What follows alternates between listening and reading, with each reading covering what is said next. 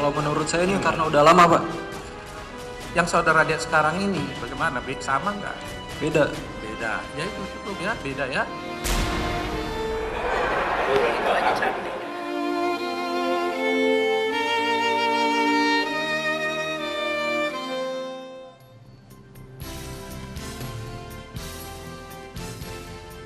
Pemirsa, waktu kematian Iwayan Mirna Salihin kini menjadi perdebatan yang terjadi di arena persidangan yang berlangsung di Pengadilan Negeri Jakarta Pusat. Dan siang tadi pengadilan atau jaksa penuntut umum menghadirkan saksi 2 orang dokter dari Rumah Sakit Abdi Waluyo Menteng, Jakarta Pusat.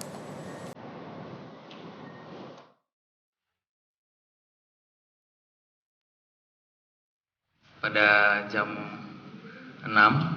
18.00 kebetulan datang kejadian yang emergensi. Pada saat itu tuh saya sedang lagi mengerjakan pasien lain yang sedang emergensi juga, tetapi ada satu yang datang kebetulan yang sekarang mungkin saya nggak tahu kasusnya sebesar ini sekarang, jadi datang pada saat itu ya korban yang bernama Mirna. Pada persidangan ke-15 ini, jaksa penuntut umum menghadirkan dokter dari Rumah Sakit Abdi Waluyo. Menurut Dr. Prima Yudo, dokter yang pertama kali menangani Mirna, Mirna sudah meninggal setiba di rumah sakit pada pukul 18. Pernyataan ini menimbulkan pertanyaan bagi kuasa hukum Jessica Kumala Wongso. Karena dalam surat keterangan yang dikeluarkan Rumah Sakit Abdi Waluyo, Wayan Mirna Salihin meninggal pada pukul 18.30.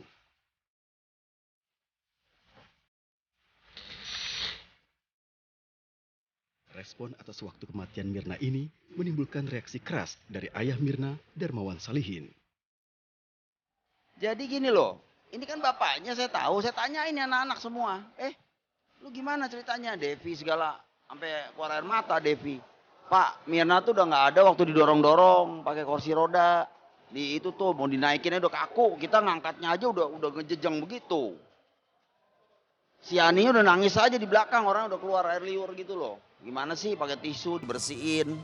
Dan waktu itu sudah saya sampaikan juga ke pihak keluarga kalau memang dari keluarga merasa janggal, kami rujuk ke rumah sakit, ke fasilitas yang memang tersedia untuk melakukan tindakan otopsi. Waktu itu yang terdekat jadi RSCM. Apa tanggapan keluarga saat itu? Keluarga menolak. Jika saja otopsi dilakukan ketika itu, mungkin fakta hukum akan bicara lain. Ya, kasus persidangan ini semakin membuat penasaran. Karena publik semakin penasaran, siapa pembunuh Mirna? Siapakah pembunuh Mirna? Dan benarkah Mirna mati gara-gara sianida? Kami akan membahasnya malam hari ini bersama 2 orang narasumber saya. Yang pertama adalah Reza Indragiri Amril, psikolog forensik, dan juga Dr. Ferial Basbet, ahli forensik. Selamat malam Bang Reza dan Mbak Ferial. Waalaikumsalam warahmatullahi wabarakatuh. Saya ke Mbak Ferial dulu. Mbak Ferial, Anda yakin Mirna mati gara-gara sianida? Kalau saya melihat ya dari awal, kalau dikatakan ini sianida, dan kemudian ketemu sianida di tubuh Mirna dalam dosis yang letal yang mematikan, itu saya yakin itu adalah sianida, meninggal karena sianida. Tapi ini tidak ada bukti. Jadi bagaimana kita mau yakin seperti itu? Apa yang membuat Anda yakin dengan pernyataan Anda tidak ada bukti sianida yang ada di dalam tubuh Mirna? Bukankah selama ini kesaksian dokter mengatakan ada kerusakan atau zat korosif yang menyebabkan rusaknya lambung di tubuh Wayan Mirna Salihin? Sianida itu tidak membuat korosif. Yang membuat korosif adalah garam-garamnya. Tapi kan harus diinvestigasi juga ya. Sebelumnya dia apakah ada minum obat, apakah dia dari mana. Nah ini kenapa harus tiba-tiba terpusat pada sianida. Olivier? Oke. Seperti itu. Sementara apakah sebelum-sebelumnya dia ada apa, minum apa, dan kemana dulu, tidak diinvestigasi ke belakang. Rangkaian pembuktian itu kan bisa panjang ya, tidak hanya di sini, tapi harus ke belakang, terus kemudian bagaimana sampai dia meninggal, seperti itu. Dan saya melihat chain of custody-nya itu sepertinya ada missing link.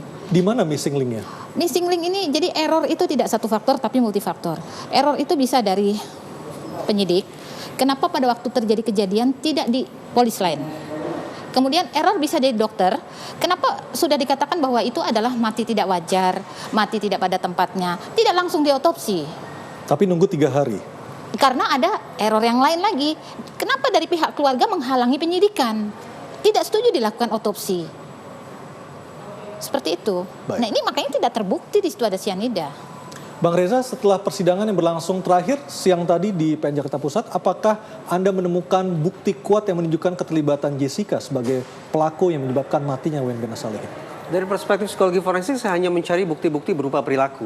Yang selama ini saya katakan adalah bukti rekaman. Saya tidak percaya pada yang namanya kesaksian, yaitu bukti rekaman. Rekaman itu maksudnya adalah CCTV? Ya, saya pikir CCTV ya. Untuk tempat seperti kafe tersebut, saya pikir CCTV yang merupakan satu-satunya instrumen untuk merekam.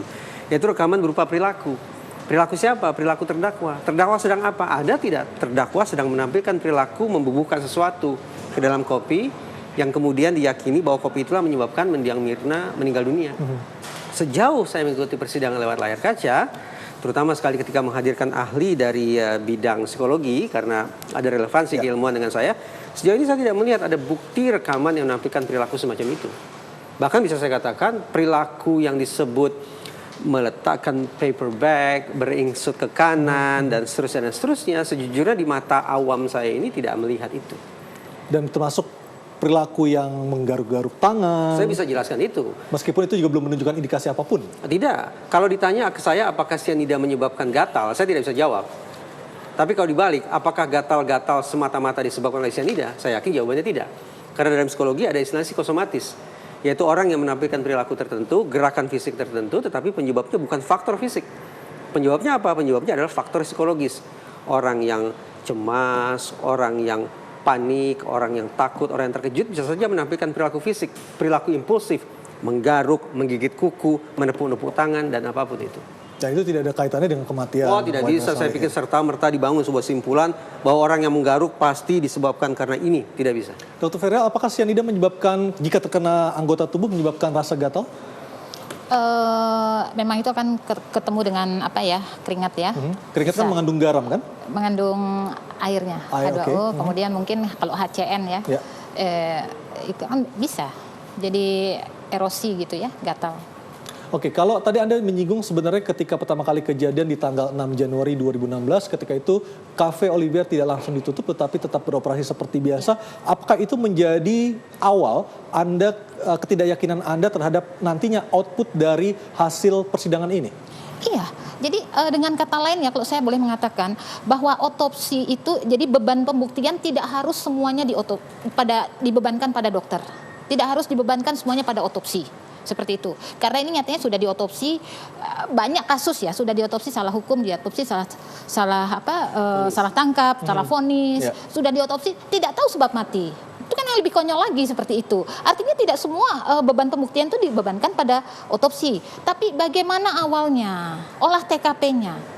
Olah TKP-nya itu yang penting ya. Kalau olah TKP-nya bagus, dia akan memberi informasi kepada dokter forensik terutama, untuk guidance, kemana arahnya. Nah ini sekarang ada nggak guidance-nya ke dokter-dokter itu? Kalau misalnya di Abdi Waluyo, ada tidak guidance atau informasi tentang keracunan ini, itu. Kemudian di Rumah Sakit Darmais, ada tidak petunjuk dari polisi? Atau tidak dokter forensik itu atau dokter siapapun yang mengembalming bertemu dengan penyidik, kemudian penyidik memberikan informasi, bahkan sampai di rumah sakit Polri, ada tidak? Nah kemudian apakah kemudian informasinya ini harusnya diotopsi dan kemudian dokter memberikan informasi pentingnya diotopsi, kenapa harus diotopsi dan apa yang terjadi bila tidak diotopsi, seperti itu. Nah ini informasinya lengkap tidak? Karena dari awal itu sudah dikatakan otopsi. Mungkin dari surat permintaan visumnya otopsi atau periksa dalam, tapi kenapa kemudian yang dilakukan adalah parsial otopsi, tidak whole otopsi. Seperti itu. Apakah Mirna ketika menjalani otopsi oleh polisi 3 hari setelah kematian yang bersangkutan, apakah ini juga menjadi indikasi atau mungkin ada penyebab lain karena ketika orang tidak langsung dikubur tentunya akan ada pembalseman atau pengawetan. Apakah hal itu zat-zat tertentu itu bisa juga menyebabkan timbulnya korosi di dalam lambungnya atau seperti apa dari sisi dokter forensik? Nah itu barangkali dokter yang melakukan embalming itu harus dihadirkan ke pengadilan. Embalming itu apa? Pembalseman. Pembalseman atau formalin. Jenazah, ya? Ya, Baik. itu harus dihadirkan ke pengadilan dan dimintai keterangan.